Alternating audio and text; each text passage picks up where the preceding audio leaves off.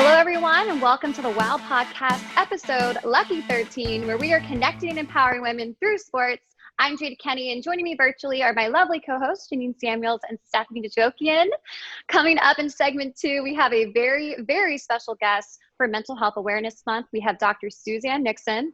Dr. Nixon has expert training in counseling, psychotherapy, energy medicine, lifestyle wellness, and integrative health coaching spanning over 35 years. Wow, her resume is very impressive. You are not going to want to miss this interview. But first, we got to catch up with some Redskin news. All right, so we're going to kick off segment 1 talking about something that we are all dealing with. Just like kids learn online, our Redskins are also doing the same. As you can see, we are all adjusting to this virtual world, and the Redskin players are no different. Redskin players have been logging on to Zoom to meet the new staff and learn from the new playbook. Yeah, so basically there was an article written where on Zoom, Jonathan Allen is relearning the ins and outs of our new 4-3 scheme.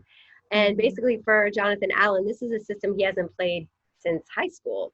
So by the way, I do have to throw in there that his high school coach lives a few homes down for me. So I might, as we progress throughout the season, try to get some better inside learning tips on this scheme too from him. He's super nice. Say Jonathan Allen's a Bama boy, so he's I know he actually gave good one to follow. He is. He gave my boys, the coach, an autographed picture of Jonathan Allen. Awesome. It was super sweet too. But awesome. And you can learn more. Just if this, it's so interesting to hear the players' perspective on this because we know what it's like in our lives with work and school, but like how are they feeling? And so the Redskins on 365, there's an episode coming up on Rookie School with the director of player development, Malcolm Blacken. And I'm excited to watch that. You can find it on Redskins YouTube, on our, we'll have lots of different social media clips. So I'm interested in following that. Yeah, and I don't know why I thought it would be any different because all of us are basically doing the exact same thing, right? That the players are having to do, even the cheerleaders. Most of the teams now are going virtual with their, cheerleading auditions, working with clients, students having to learn online, but you're literally having to learn, but just in a different way. And so one thing that Alan had mentioned is that, he's got to get to know Sam Mills III, his new defensive line coach, and that in general, players are just trying to learn the qualities and the characteristics and the behaviors of their own teammates and their coaches, plus the new schemes that they have to learn. And Alan was quoted saying, I feel like the hardest thing with football is a lot of the terms overlapping from college to NFL, from different NFL teams. It's really just the overlap in terminology and just getting used to the new scheme, new roles, and just everything, right? And so just as they would have to learn this at practice face-to-face, now they're just having to figure it out virtually over Zoom. And it's pretty much the same way because we're communicating like we're Redskins together, but apart, right? So we're still communicating and still learning from one another. It's just in a different way. Yeah, and actually special teams coordinator Nate Katzar spoke all about that this week. He had opportunity to talk to media outlets through Zoom. He talked a lot about different topics, possible roles for the Redskins third round pick Antonio Gibson, as well as the future of kickoffs in the NFL. But there was 5 great takeaways, so check out redskins.com to really dig deep into what Nate Katzar talked about. But something that I took away from it that really stood out to me was his statement about education. He brought up how he thinks that this unprecedented time and using different software like Zoom has made coaches become better teachers and better communicators. I also think, for me, I've learned that it allows a barrier and a wall to come down. When we're on Zoom, like now, we are allowing people into our lives and into our space and into our homes. And that's something that's very different. You have that new relationship now between a player and a coach. To see a pet or a kid running around in the background really brings a relationship building and bonding that you're not getting just at Redskins Park or in a locker room or in the weight room. So I think that is something that's really interesting, something that I hadn't really thought about. Coaches are now having to learn to be entertaining and to be able to, through a Zoom meeting, grab the attention of their players, but also how to become better communicators through this, which I think is going to help them right now, but it's really going to help them when it comes to game time on the field during tough situations. Absolutely. I think, that was a great point you made about how it is almost like we're bringing people into our personal lives. And the challenge in being a better coach and communicator is how are you getting these personalities? How are these players able to learn about one another through Zoom. They don't just want to be a head sitting there listening and not communicating. So how can you pull them out? You got to learn what player seems to know their plays better. Like, there's a whole nother trust level and learning that needs to happen. And I think it's very interesting. Yeah, and hopefully it will lead to, I guess, more focused attention too. So as the coaches are learning how to communicate differently to make sure that the information soaks in, hopefully, our players are on the receiving end of it and are truly being able to just focus on what's in front of them and not be distracted by, the outdoor elements or distracted by what their teammate is doing next to them, because they are in an enclosed environment and they have undivided focused attention on what's going on at that moment in Zoom. So it'll just be interesting to see how all of this, actually plays out on the field once we are at FedEx Field playing some football. I mean, we keep joking, distance makes the heart grow fonder, and these players, as well as the staff, is really working on developing those relationships, and their communication skills. So I'm very interested as well to see how it's all going to play out. But I think in the power positivity, which we're going to talk about in the next segment, I think it's going to be a really interesting and great thing for the Redskins. All right, well, with that, we're going to wrap up segment 1, and we are going to head into our interview with Dr. Nixon to discuss positivity and mental health. Connect with the Redskins this offseason. Follow Redskins on Instagram and Twitter for team news, updates, and exclusive Redskins content.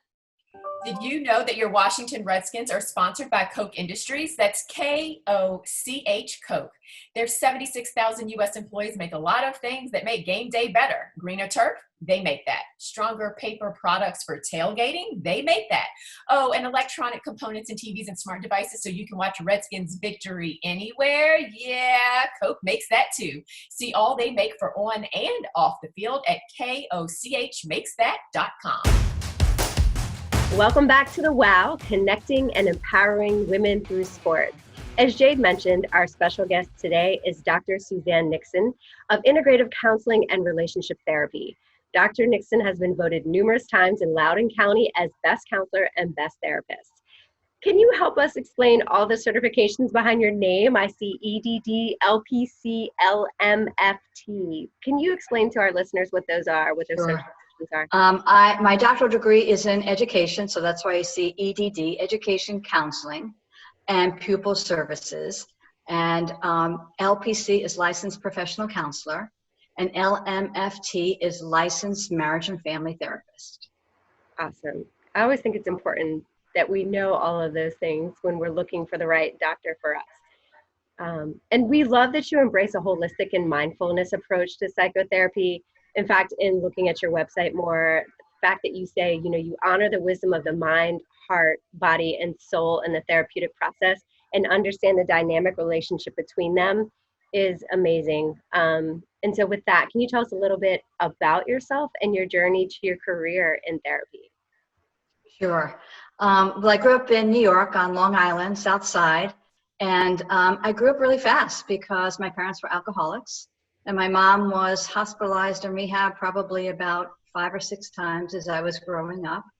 And my dad had, difficulty with alcohol as well. But we looked like a very functional family from the outside with a manicured lawn and, nice things around our house. But inside the house, it was challenging. And it was more that my parents weren't emotionally present and they weren't as emotionally giving with acts of kindness and love. But they provided for us, with our food, our shelter, gifts, clothing. So what I learned was that you don't know that you grew up in a dysfunctional family until you're probably in your 20s or 30s, and you go, oh, other people didn't live that way. Or you meet people in college like, oh, you have that kind of parents? So I didn't realize at the time, but now that I have reflected back, I did have some depression when I was a child and teenager. I did have acting out behaviors, as we often do. And I learned to grow up fast and be very, very independent. And I learned to take care of my parents emotionally instead of them taking care of me. And I really think that that is what rooted my journey into becoming a therapist, that I was kind of shaped, if you will, to be a caretaker. And I was also very highly intuitive, and interested in human relationships. So, you put that all together. And I think that's how my path started. And when I went to college, I went to Springfield College, which maybe some of you know, and in Massachusetts because it's a big sports physical education college, and they support the YMCA and the Brothers and Sisters of YMCA programs. So I learned from the YMCA in Springfield College of the mind, body, spirit interaction, that you have to have all three when you look at the wholeness of an individual. And then in one of my classes, I learned meditation. So I began meditating when I was 19, when nobody else was meditating. So putting that all together was more of the integrative approach.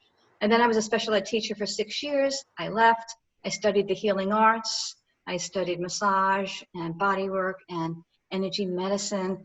And I realized more about how to work with the very fine elements of the body and the energy field.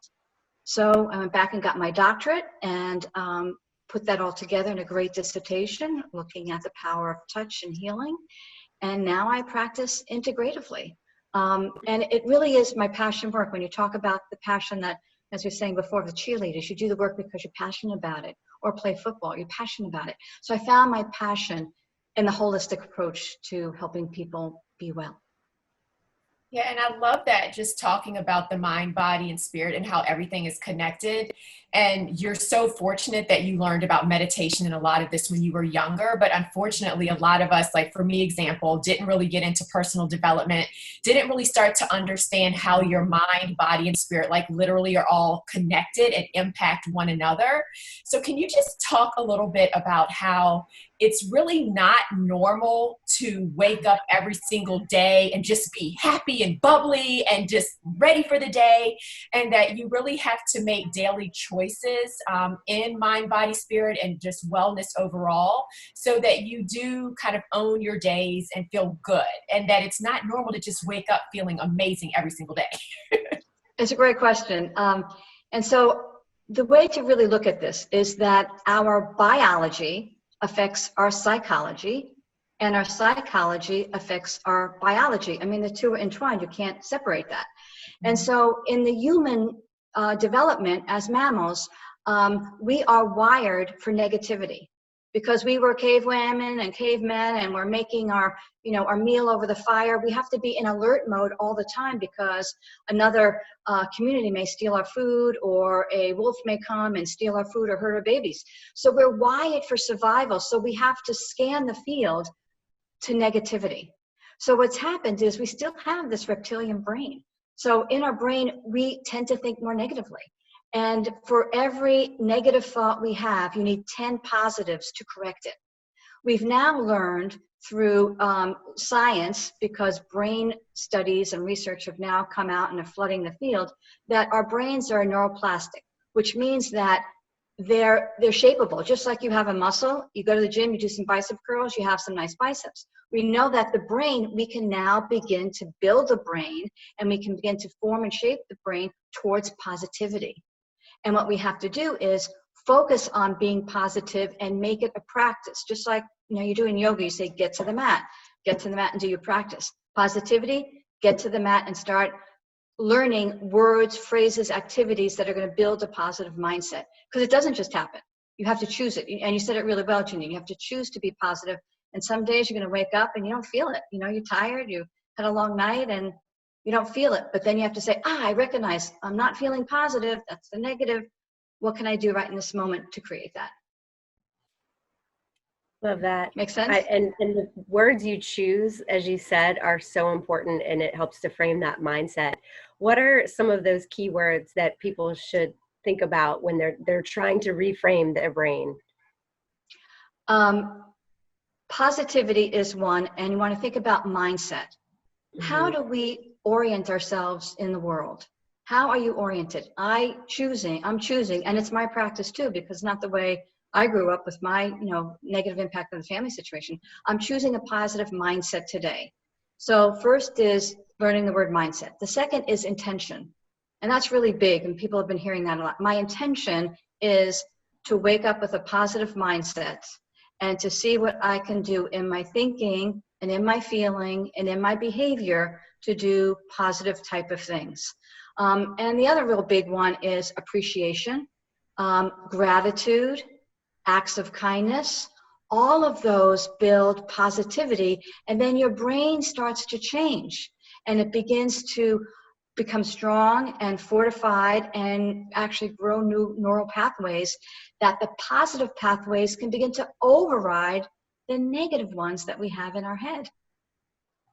That helpful?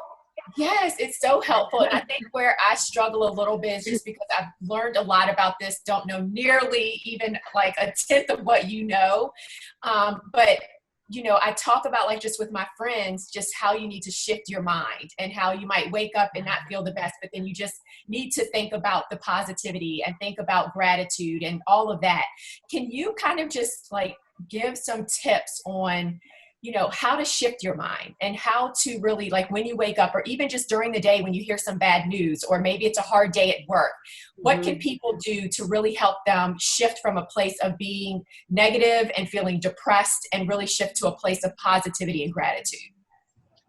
Great question. That's really packed. But first, I mean, I think using the thought that if I get into my negativity, I'm saying, oh, I'm going back to cave woman. I'm not a cave woman. I'm a modern day woman in this world. Yes. And I need to realize, embrace my modern woman, not my cave woman.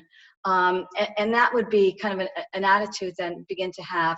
And then insofar as practice, it's really important to write things down. So if you're feeling depressed in a day, you have to welcome all feelings. You can't push away feelings. You push away feelings, they're just going to go deeper inside of your body, and then they're going to create more damage to both your physical body and your mental health. So if you're feeling depressed, you write it down. I am feeling depressed today. This really sucks. I don't like this feeling. I think I'm feeling depressed because the economy is slipping and my stock market portfolio has lost 40%. You write it down. And after you write it down, you just be with it, acknowledge it, and then you let it go.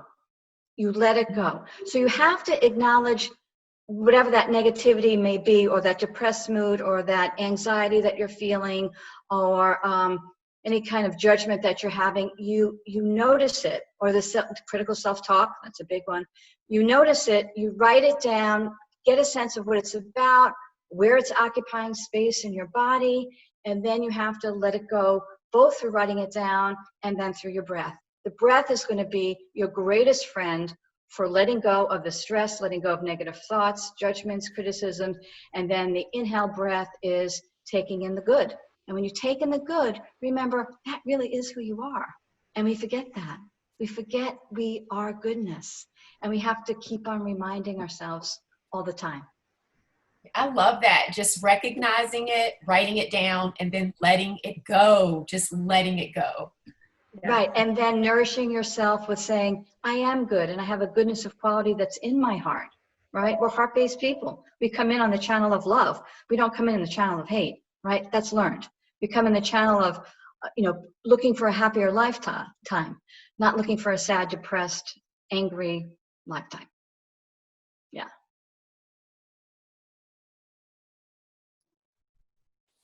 All right, perfect. I guess, unfortunately, it's our time. It's coming to an end. I feel like we need to have you back on for sure, because I feel like this mental health area, there's such a negative stigma around it right now.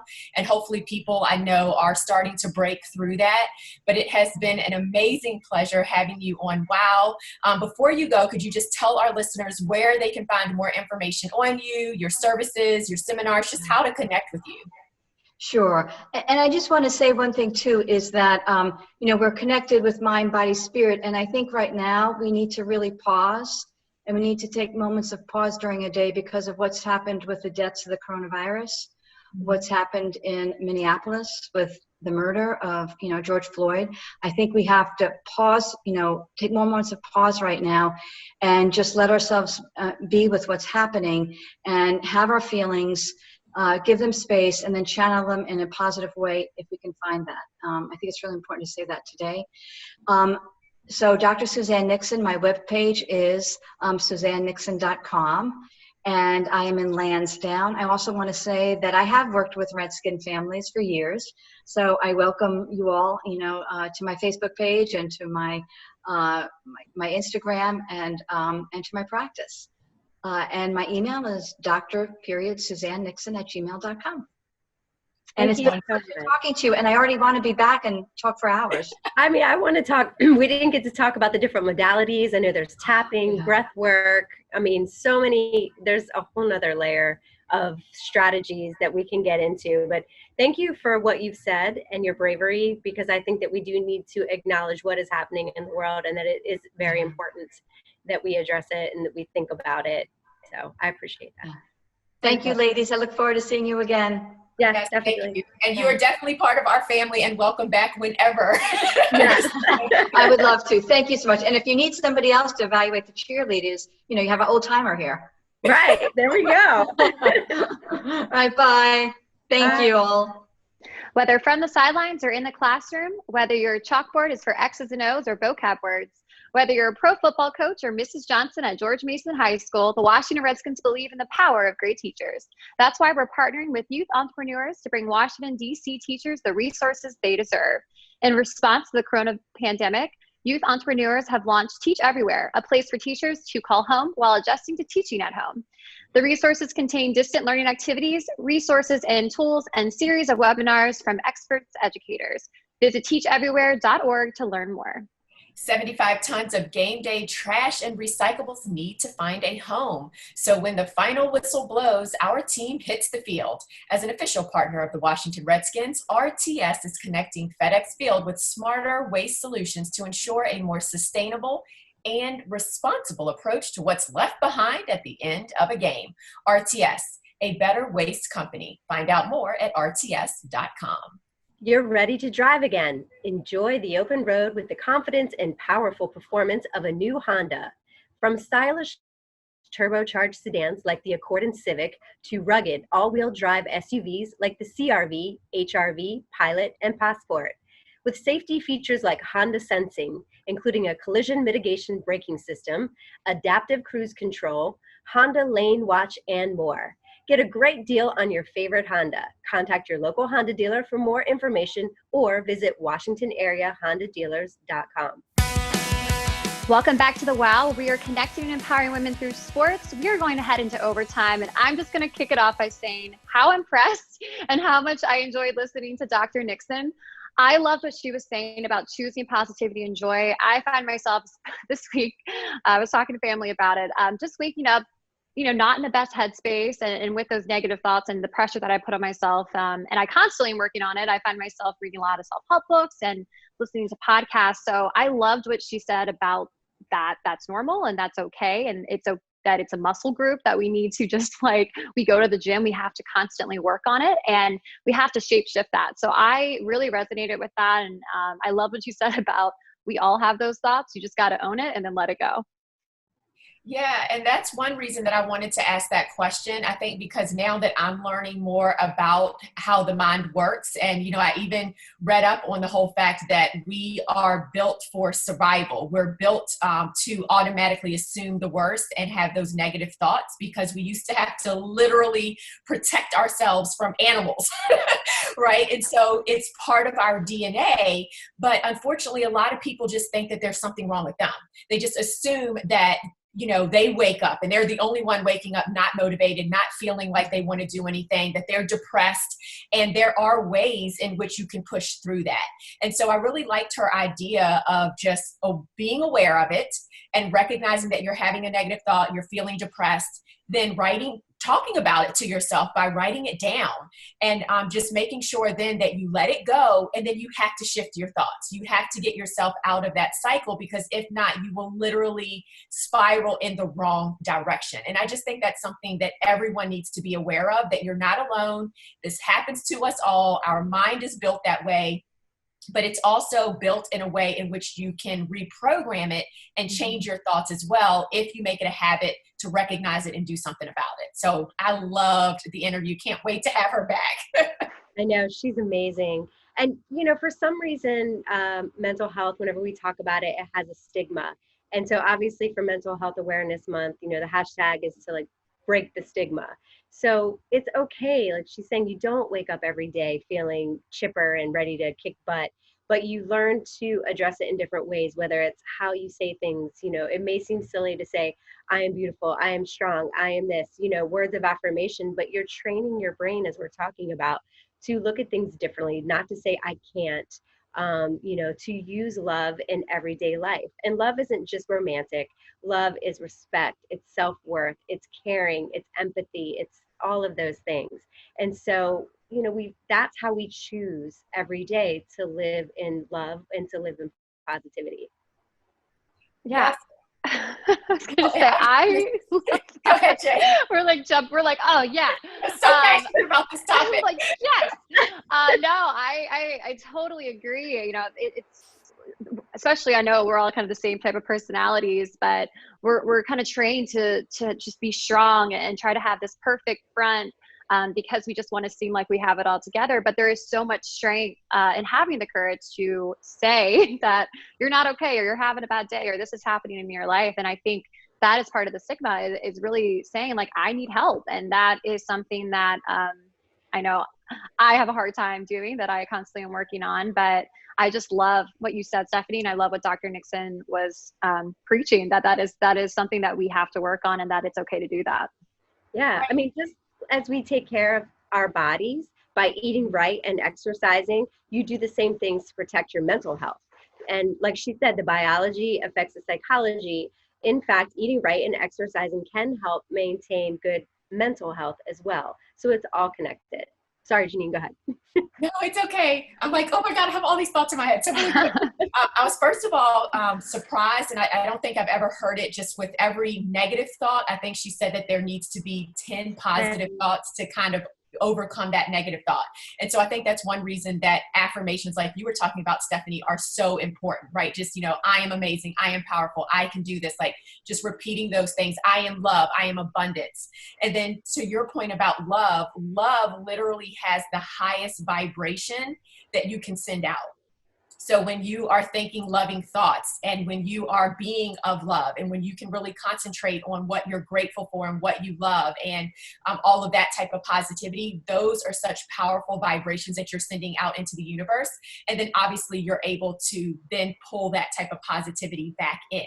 And I think just being aware of that and knowing that you do have control of how you feel, if you just make it a habit to put into practice some of, what she said. And I know that there are other things that we could talk about to help with that, but even if it's just like journaling and the positive affirmations and just the things that we can personally do to really shift our thoughts, because we're in control of it. We really are in control of how we feel and how we show up every single day.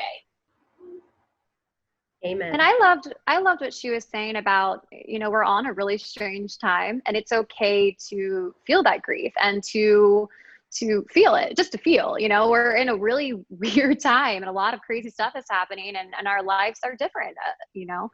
Some of us are very fortunate than others, but just to feel, and that could be a part of your journaling too. So I'm going to take her advice, and I'm going to make sure whenever I have those negative thoughts, I'm writing that down, and then on the next, right next to the piece of paper, write down all the things that I'm grateful to feel positivity and to feel the joy, so that you can constantly see how much you have that is good compared to that one thing that's negative maybe at that time.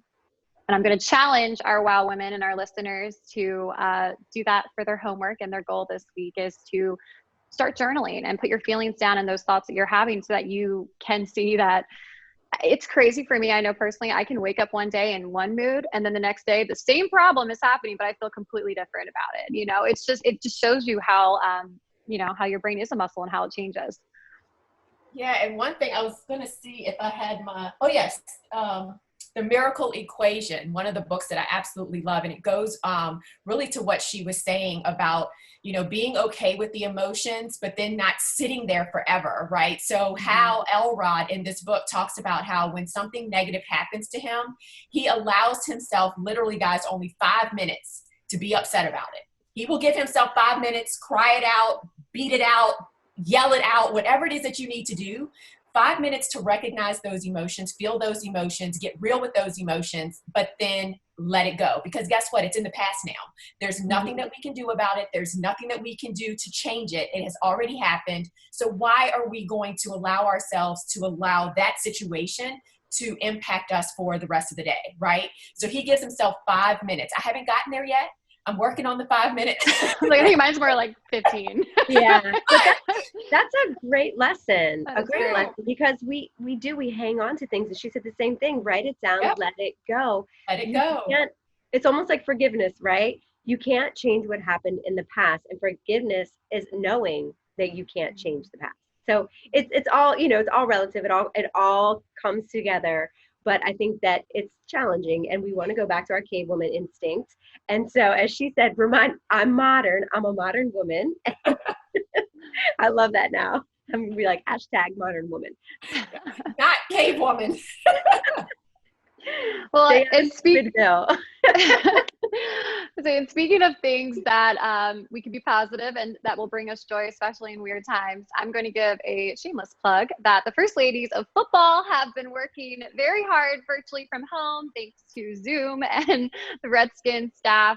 And we have our final audition show tomorrow night on Facebook Live. I'm auditioning for my 6th season. Stephanie choreographed an amazing piece, and GeNienne is our lovely host for the event.